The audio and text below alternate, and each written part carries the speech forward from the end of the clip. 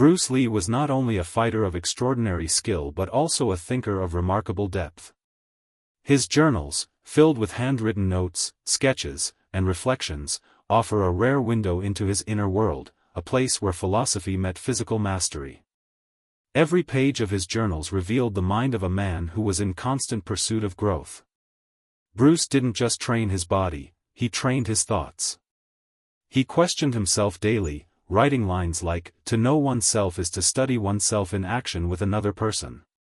Through his writings, he explored identity, fear, purpose, and freedom, concepts that shaped both his martial arts and his life philosophy.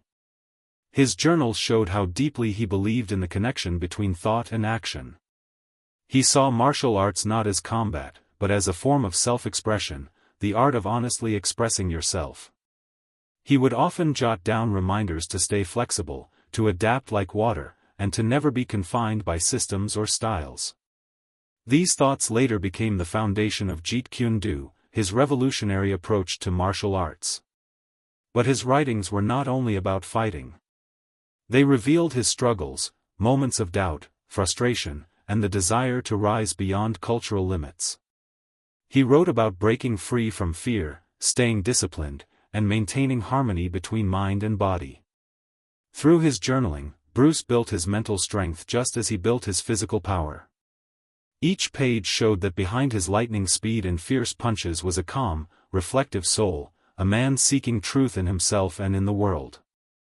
Bruce Lee's journals remind us that greatness begins in the mind. His legacy is not just in his films or techniques but in his ideas, the written words that continue to inspire those who dare to think, grow, and express themselves fully. In one entry, he wrote, "Empty your mind, be formless, shapeless, like water." This now famous idea wasn't just poetry, it was a philosophy he developed through years of introspection.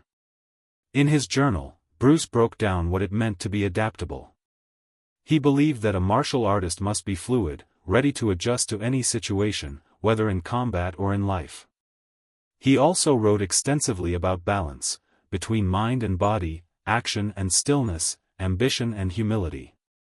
Bruce was aware that success could create ego, and ego could destroy progress. His notes reminded himself to stay grounded, disciplined, and honest. To become different from what we are, we must have some awareness of what we are, he wrote, showing how much he valued self-reflection. Another fascinating part of Bruce's journals was his goal setting. He would write down his dreams and ambitions with crystal clarity. One of his famous entries listed his goals for financial success, acting, and personal growth. It wasn't just wishful thinking, it was a blueprint for achievement. He treated his journal as a training partner, pushing himself to grow mentally as much as physically.